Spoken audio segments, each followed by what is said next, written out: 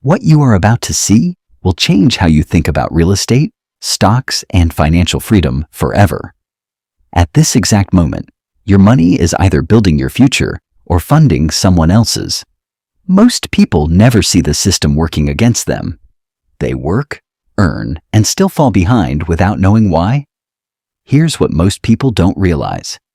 Inflation is already eating your money at 4.2%, while $21,700 in average debt quietly drags people down. In the next few minutes, you will see how wealth is actually built and why most people stay stuck. At 5:06 a.m., your future gets decided. Not in a meeting, not in a big moment, right here.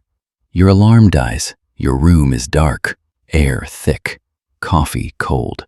You grab your phone, bank app opens. Balance, $432.18. Your chest tightens. Rent due in 72 hours. Debt, $21,700. Interest, 19.99%. You scroll, close the app, open it again. Same number. You feel it, that quiet pressure, the invisible enemy.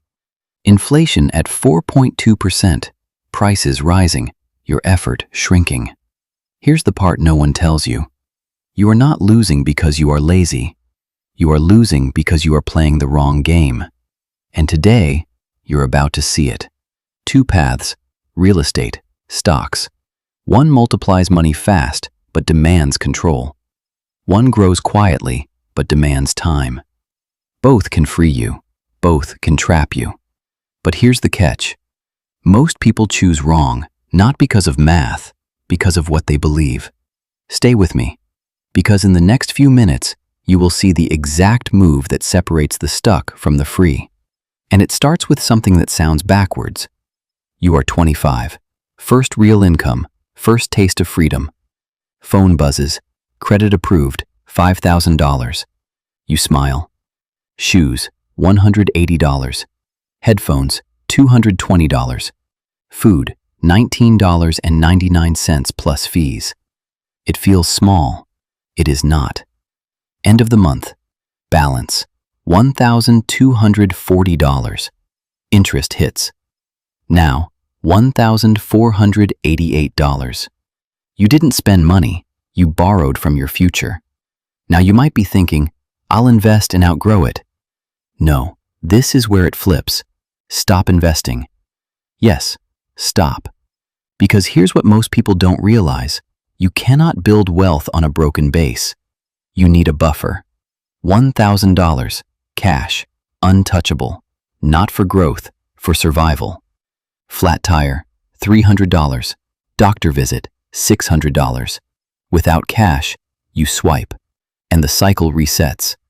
45% of people are stuck here, not because they don't earn, because they don't prepare. So you stack your first $1,000. It feels slow. It feels like nothing is happening. But something is happening. You are breaking the loop. And once the loop breaks, everything changes. But then comes the biggest lie, the one that keeps people stuck for decades. You are 30. You want stability. You want something that feels like progress. So you buy a house. Price, $500,000. Keys in hand. You breathe deeper. This is it. But watch this closely. Mortgage, $2,200. Taxes, $400. Insurance, $200. Repairs, $300 average. Total, $3,100 per month. That is $37,200 a year leaving your life. An asset puts money in your pocket. This takes money out. Now you might say, but it goes up in value. Sometimes. But here's what most people don't realize. Appreciation is not income. It is hope. 2008 proved that. Prices dropped fast. Equity vanished. You still owed the bank. You feel secure, but the math says otherwise. This is the trap. Nice kitchen, empty accounts. And here's the part no one explains. Your home can still help you, just not the way you think. We'll get to that. But first, you need to see what real investing actually looks like, and why one path feels boring, but wins anyway. You are 33. You saved $50,000. No debt panic, buffer set. Now you invest. You buy the market. Simple index. You close the app. Year 1, plus 10%. Year 2, minus 8%. Year 3, plus 12%. Your stomach turns during drops. You want to act. You don't. Because this is the rule. The market rewards patience. It punishes reaction. 10 years pass. That $50,000 becomes $129,000. No tenants, no calls, no chaos, just time. This is compounding. Slow, then sudden. But here's the problem. Growth is capped. No leverage, no acceleration. And taxes take a bite when you sell. So now you face a question. Do you want slow and steady, or faster with risk? Because there is another path. And this is where things shift fast. You are 35. Same $50,000. Different move. You buy a rental. Price, $500,000. Down payment, $50,000. The bank covers the rest. Pause. You now control $500,000 with just $50,000. That is leverage. Property grows 3%. Gain, $15,000. That is 30% return on your money. Now add rent. Tenant pays $2,800 per month. Costs, $2,400. Cash flow, $400 per month. Someone else pays your loan. You gain equity without effort. This feels like a cheat code. But here's the part people hide. Roof breaks, $12,000. Tenant leaves, $0 income. Legal issue, stress spikes. This is not passive, it is controlled pressure. And if you don't manage it, it manages you. But there is one advantage that changes everything. Taxes. You are 40. Income grows. Stress grows with it. Raise hits. Spending follows. Nothing changes. This is lifestyle creep. So you install a system. 50, 25, 10, 15.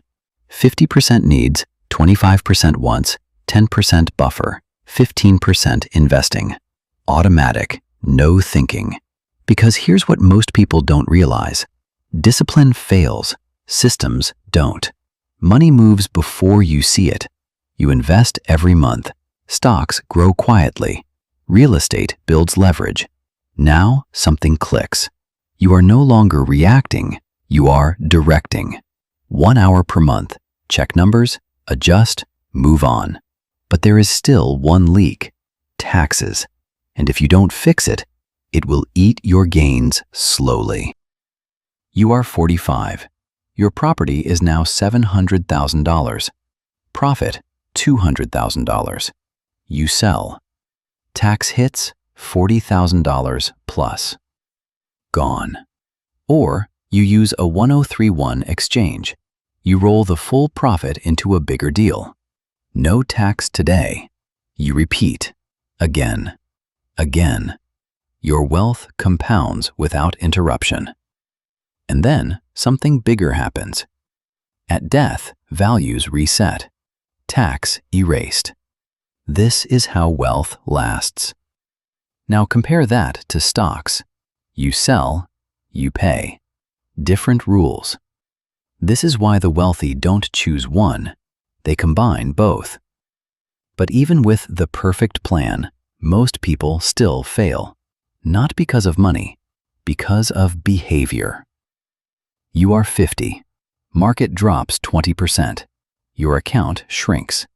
Your brain fires. Get out. Fear takes over. This is not logic. This is biology. You are wired to survive, not to build wealth. So you sell low, you buy high, and repeat the loss. Here's the truth. Money is behavior. You don't need more income. You need control. So you change identity. You stop acting like a consumer. You act like a builder. You plant. You wait. You protect. Because wealth is grown, not chased. And if you stay consistent, the results become unavoidable. Let's prove it. You are 55.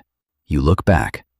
Stocks path, $50,000 to $129,000 plus. Simple. Predictable.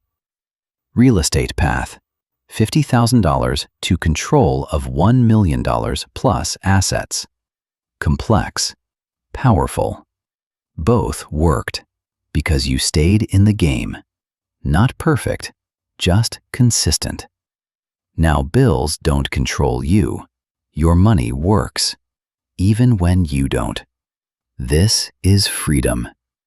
But here's the warning. Delay kills everything. Start 5 years late, you lose tens of thousands. Start 10 years late, you lose hundreds of thousands. Time is the real asset, and once it's gone, you can't buy it back. So the question is simple. Which path are you taking? You have the blueprint now. Stocks build steady growth.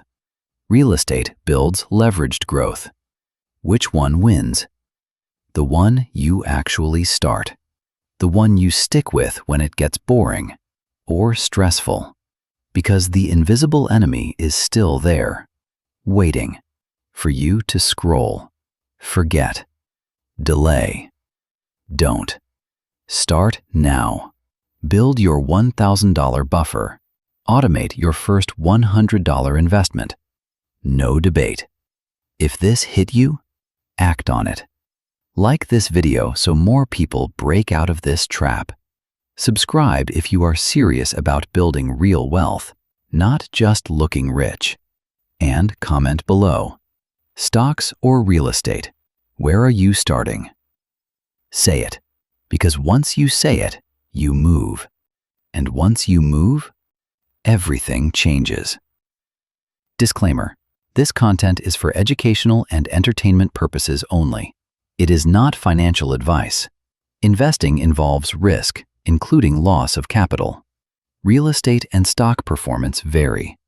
Always do your own research and consult a qualified financial professional before making decisions.